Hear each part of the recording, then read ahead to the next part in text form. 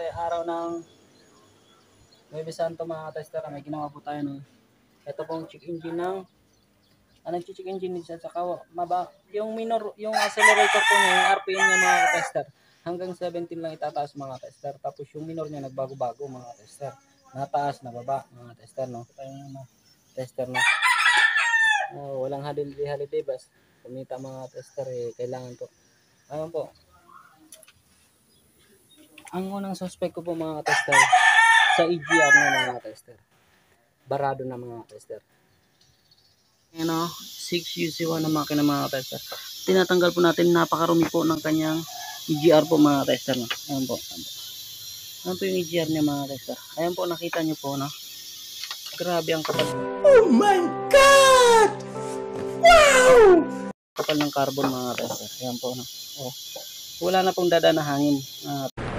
Pwede na! Kasi po pabago-bago po minor nito, tsaka mataas yung minor mga tester, no? Hindi na po siya nakahigop ng hangin na maayos mga tester. Ayan po. Ayan. Mga ka-tester, no, ayan, nakalas na po natin yung EGR map niya. Ito mga ka-tester, nakikita nyo yan, yung sinusukat ko. Ayan yung pinaka parang valve niya, nagbubukas sa sara. Ayan mga ka-tester, no. Pag i-revolution mo, bubukas siya. Lalaki yung buka pag mataas yung revolution. Kaya hindi na po siya makaano ng hangin mga ka-tester, kasi barado na. Ayan, nakikita nyo naman, napakaitim na, napakakapal na ng carbon niya. Ayan mga tester, no, sa dalawang labasan ng exhaust niya. Ayan.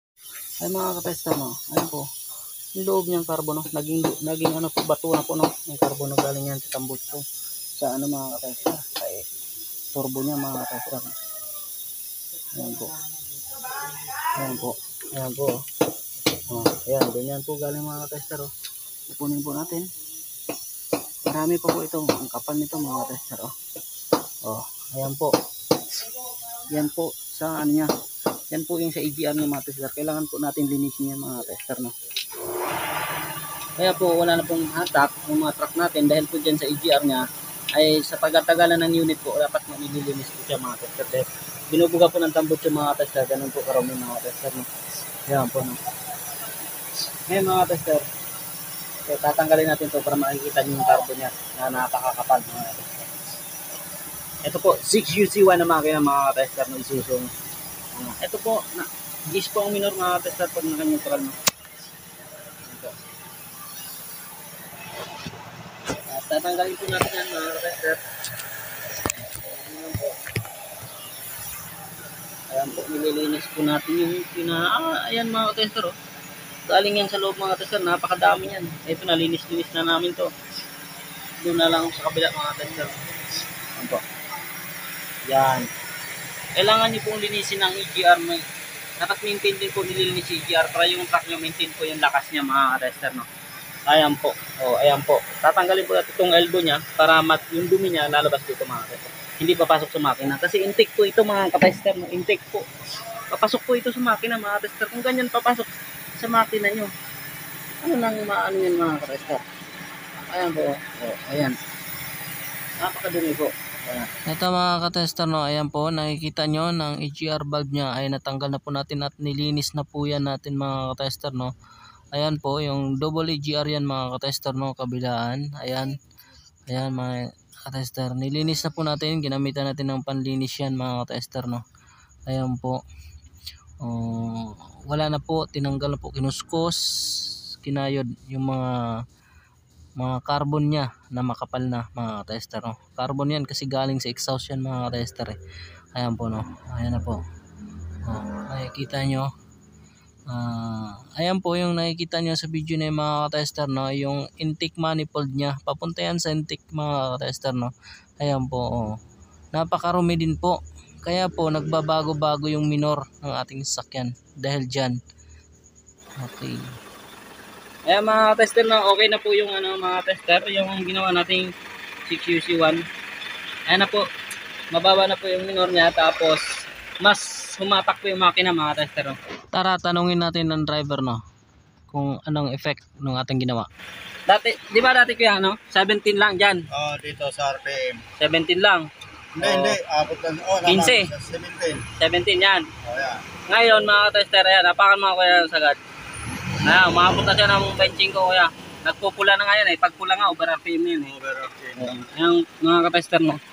Yan po ang advantage ng nalilinis natin yung EGR. Barado na po kasi yung EGR na mga ka-tester.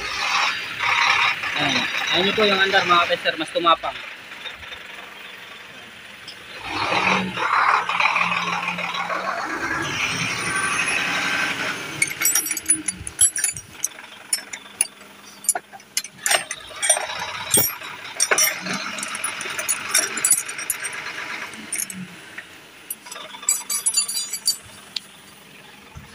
Ayan po yung makina mga ka-tester. Galing pa po yung subit. Ayan mga ka-tester.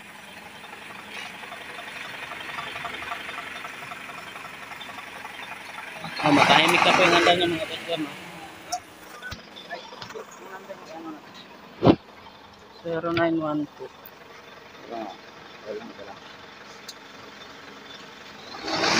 na pinakaintay na part natin mga ka-tester no, yung bayaran na. Ayan, inukuha yung GCash number natin at sa GCash ang bayad nito mga ka-tester no. Through GCash na rin ang bayaran dito sa ginagawa ko. Ayan mga ka-tester, tinatype na niya yung ating GCash number.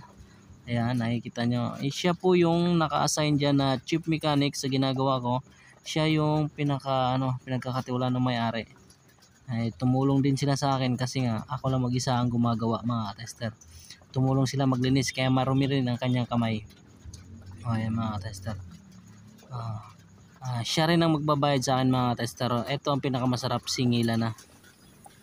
Ang unang suspect ko po mga tester sa EGR na mga tester. Barado na mga tester. Ito po. No? Okay na po siya mga tester. No? Nagawa na po natin. Okay na po. Mababa na yung minor din. Nagbabago. Tsaka umabot na ng 25 ang kanyang RPM mga tester. Yun po. No? Sabi ng driver nagbago na yung andar. Nagbago rin yung hatak mga tester. Ayan po mga tester. No? Job done na po mga tester. No? Tapos na po. Paki-like and subscribe ng ating YouTube channel mga tester, Andujar TV mga tester, and paki-share na rin po ng ating channel mga tester.